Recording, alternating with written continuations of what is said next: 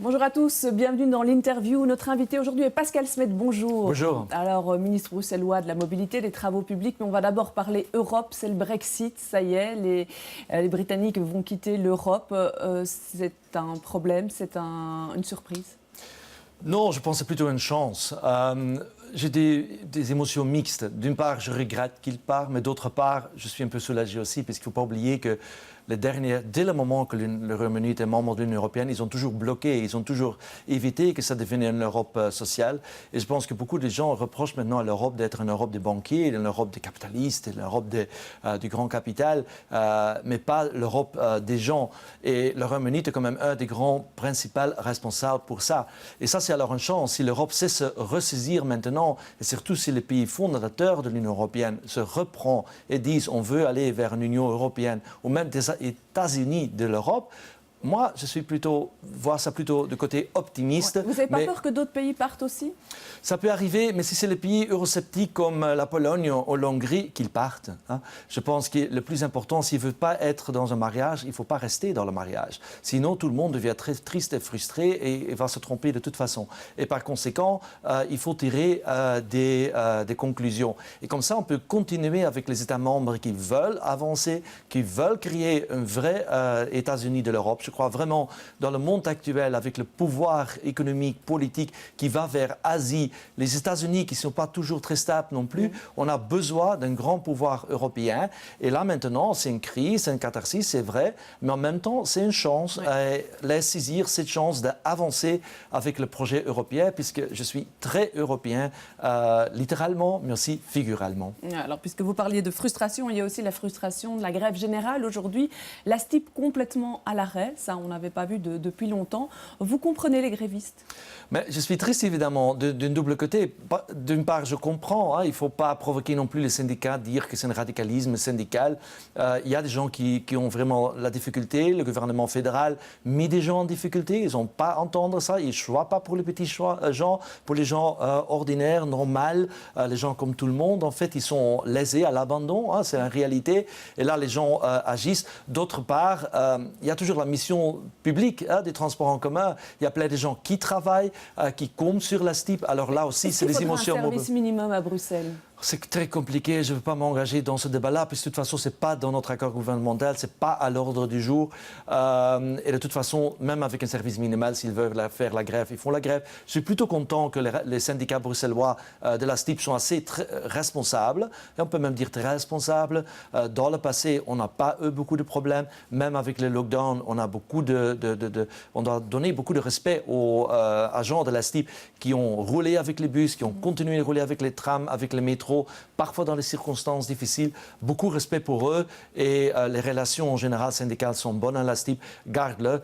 C'est une grève nationale, ça n'a rien à voir avec Bruxelles, c'est la conséquence d'une grève nationale. Ouais. Alors, à la STIP, il y a un projet pour l'instant qui est au Parlement, c'est celui de proposer des travaux d'intérêt généraux aux jeunes qui seraient coupables d'incivilité. Pourquoi? Dans quel cas? Mais écoute, on veut d'abord donner des amendes. Moi, je trouve que quand on se retrouve dans le transport en commun, l'espace public, il faut du respect pour l'autre. Respect pour les clients de la STIP, mais aussi respect pour les autres citoyens. Et par conséquent, quand tu as un comportement qui n'est pas acceptable, il faut donner une amende. Et je veux que tous ces comportements reçoivent des amendes. Mais il y a évidemment des mineurs entre 16 et 18 ans où on a estimé que c'est mieux de les éduquer encore. Même que certains de ces ans ont déjà des comportements des adultes complètement foutu, si je peux le dire ça comme ça. Mais là, il faut donner des chances. Et ça, la raison pour laquelle on a dit, pas d'amende, on va les inviter pour une médiation et donner un service, par exemple, nettoyer les quais ou nettoyer une station de métro. Comme ça, ils peuvent voir quel effort ça demande pour garder tout ça propre. Ouais, c'est pour quel type d'incivilité qu'on Mais c'est jeter des choses sur les rails, c'est salir l'équipement, c'est aussi parfois voyager en noir. Enfin, tous ces genres de choses qui irritent les gens, puisqu'on n'exagère pas, c'est des choses qui irritent les gens et qui ne sont pas bien pour le transport en commun, ils vont être poursuivis à l'avenir, puisque ce n'était pas le cas dans le passé. D'accord. Alors ça doit encore être voté en plénière, c'est passé en commission, ça rentrerait en vigueur quand? Le plus rapidement, dès le moment que le Parlement a voté, on va envoyer un moniteur et après ça rentre Alors, quitte de l'agence régionale de stationnement, hein, il y a une 4e commune Forêt qui s'y est affiliée, si on peut dire, au mois de juin. C'est pas beaucoup sur 19, ça. C'est un échec, cette agence? Non, ce n'est pas un échec, mais ça prend du temps. Hein. Je peux constater que le gouvernement précédent n'a pas vraiment travaillé là-dessus. Très tard à la législation, ils ont réglé les choses et encore pas complètement, puisque maintenant on a l'ordonnance au Parlement qui doit être changée. Il y a aussi l'arrêté d'exécution qui doit être changé. Mais dès le moment c'est là, ça peut avancer. L'agence a pris maintenant aussi le travail, est en train de travailler. Il y avait un retard à rattraper, il faut le reconnaître. Maintenant, on rattrape. Pendant cette législature, on va faire un pas en avant vers la régionalisation du stationnement. Est-ce que c'est assez? Pour moi, ça peut encore être plus, mais c'est quand même une étape essentiel qu'on va franchir maintenant. Ouais, les communes n'ont pas l'air très séduites. Hein. On discute par exemple avec Scarbeck, là qui lance un nouveau système avec un partenaire privé et pas avec la région. Oui, mais là il faut changer. Les règles sont claires. Hein. À l'avenir, il y a un partenaire privé qui est déterminé par l'agence. Ça on va voir aussi pour Scarbeck. Donc elle devra s'adapter. Oui, ça va être dans l'ordonnance. C'est un accord politique là-dessus. Et normalement, les accords politiques sont quand même exécutés. Mais encore une fois, on fait une étape importante, pas parfaite. Je suis le premier à le reconnaître, mais quand même pour l'histoire de Bruxelles, finalement, on va faire une grande étape en avant, même que ça prend trop de temps. Mais vous savez, à Bruxelles, malheureusement, tout prend du temps. Alors, We are a slow city. Le téléjalonnement. Téléjalonnement, c'est ce qui permet d'indiquer les parkings qui sont libres. Alors ça, vous en parliez. J'ai retrouvé en 2006, vous l'annonciez pour 2008. Puis maintenant pour l'automne. Tout était prêt. Est-ce que ce sera prêt à l'automne? Mais vous savez, il faut savoir combien de dossiers que j'ai retrouvés, que je les ai, qui étaient prêts pour exécuter en 2009. J'étais 5 ans pas dans le gouvernement. Maintenant, on est de nouveau là. On est en train d'actualiser. Vous êtes là déjà depuis un moment maintenant. Hein? Ah oui, mais il faut actualiser. Il faut faire en sorte que tous les partenaires sont d'accord. La ville de Bruxelles n'était pas stable avec leur piétonnier et tout le plan de circulation autour. Maintenant, tout le monde travaille dans la bonne direction et en automne, on commence à placer finalement le système de téléjalonnement. Ça, vous le garantissez, ce sera à l'automne?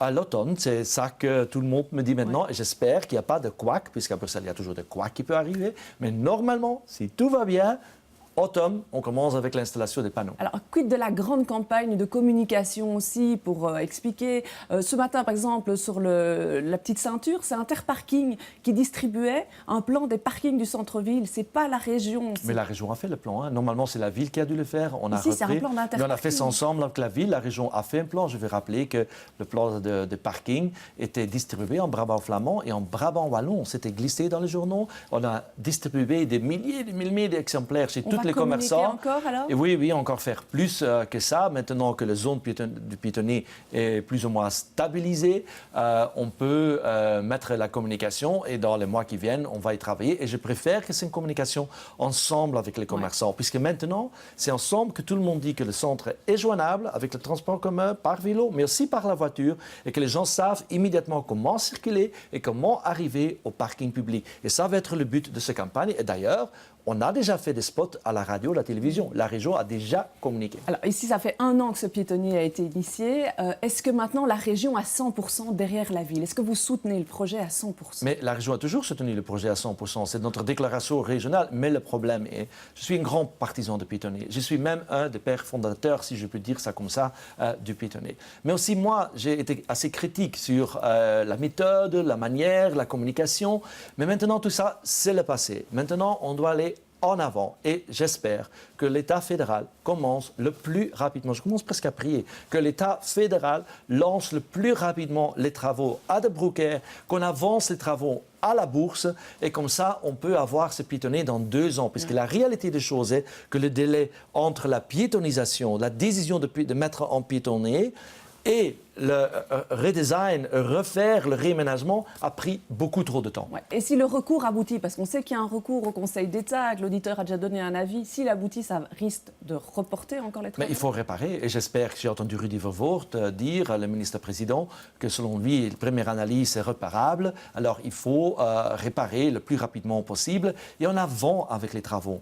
Ouais. On a l'impression justement dans ces travaux qu'on ne peut jamais vraiment tabler sur une date de fin. Si on prend par exemple le tunnel Montgomery, on avait donné une date, une réouverture pour l'été. Finalement, c'est novembre. bourgmestre de Woluwe-Saint-Pierre était furieux. Il disait qu'il y a un manque de professionnalisme et que la crédibilité politique était en jeu. Qu'est-ce que vous Mais je pense répondez? que le manque de professionnalisme est surtout de faire des commentaires qu'on n'a pas bien le dossier. Le problème est que la politique dépend maintenant des ingénieurs.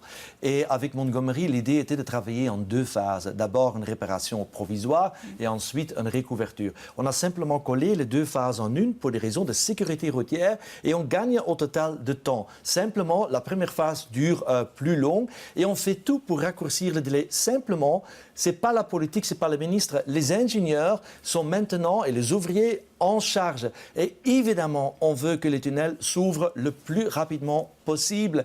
Mais je peux vous donner des exemples des autres chantiers. Van der Kinderen, le tram 9 à Gênes, tout est en schéma maintenant. C'est vrai, avec le tunnel, c'est plus compliqué, parce que parfois les gens ont tendance d'oublier. C'est compliqué. Le matériel utilisé à l'époque était mauvais. La manière que c'était exécuté, pas toujours bonne. Et on dépend de la faisabilité technique. Tout le monde qui a déjà fait des travaux à sa maison, tout le monde qui a déjà fait des travaux de réaménagement dans la maison sait qu'il y a des couacs qui arrivent. Ouais. C'est ça. Roger, ce sera fini quand? Parce que là, La place Roger, on espère en septembre, mais on doit travailler probablement déjà cet été et l'été prochain avec l'étanchéité du tunnel Roger. Ça veut dire qu'on doit ouvrir pas le tunnel en tant que tel, mais la voirie et refaire l'étanchéité. Évidemment, on veut faire ça pendant les vacances d'été. Et si tout va bien, on va faire la première partie pendant cette vacances d'été. Et là, j'espère de pouvoir communiquer dans les jours qui viennent. Alors, il y a un dossier là, par contre, qui vous appartient. À vous, c'est votre dossier, c'est celui du plan taxi. Vous nous l'aviez annoncé pour 2015. Ouais. On est déjà mi-2016, toujours rien. Qu'est-ce qui se passe? Non, il y a plein de choses là sur la table, mais parfois des choses... il n'a pas abouti. Il est encore décidé. Mais parfois, vous savez, dans la vie politique, même que je suis impatient, j'ai déjà appris d'être un peu plus patient. Il faut parfois de temps de cristalliser, de mûrir. Et je pense que le dossier est maintenant assez mûri pour décider. Et je veux quand même souligner... Si on prend maintenant une décision par le gouvernement bruxellois, on va être une des premières villes européennes qui prend une décision de modernisation de la législation. Si on la prend, mais on la prendra quand? Mais j'espère qu'assez rapidement. Mais on avance dans le dossier. Mais vous pouvez essayer d'avoir une date, faire une petite triche comme ça. Mais on va faire le plus rapidement possible. On est loin maintenant et j'espère qu'on peut prendre une décision le plus rapidement possible et moderniser notre législation taxi au sens large. Donc vous n'osez plus donner de date là-dedans, en fait. Mais le plus rapidement, c'est assez rapide, normalement. Les taximètres digitaux, là, ils devaient être en place depuis le 1er janvier. Mais ça fait partie du plan et quelques mois, plus de mois, moi j'ai pris l'attitude. Le plus important est qu'on peut, pendant cette législature, moderniser la législation de taxi. Pendant 20 ans à Bruxelles, on y parle, comme dans des autres villes européennes d'ailleurs. J'étais encore dans un débat avec la Commission européenne hier.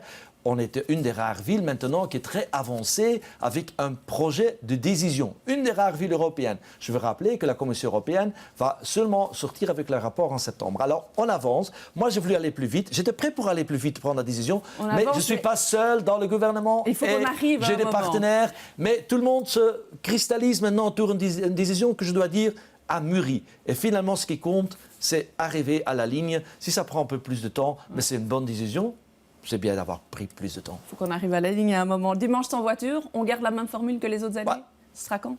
Oui, c'est une formule qui a bien fonctionné. 18 septembre. Mais on est encore à la recherche d'une alternative pour le tunnel party, puisque ça, c'est un peu exagéré de faire cette année un tunnel party. C'est un grand succès. Dans les tunnels, non, l'année passée, c'était un très grand succès avec 10 000 personnes. Mais si vos téléspectateurs ont des suggestions, des idées, ils peuvent envoyer un email à moi, info.smet@gov.brussels. Et si c'est une bonne idée, on va réaliser les rêves de fête des Bruxellois pendant la journée sans voiture. Eh bien, on suivra ça. Je vous remercie d'être venu sur ce plateau. Je vous remercie de nous avoir suivis. Demain, dans Les Experts, l'émission sera un petit peu spécifique. On va confronter les générations avec des jeunes politiques et puis des experts de plus de 77 ans. Parmi eux, il y aura notamment Jacques Bredal. Bel après-midi à tous.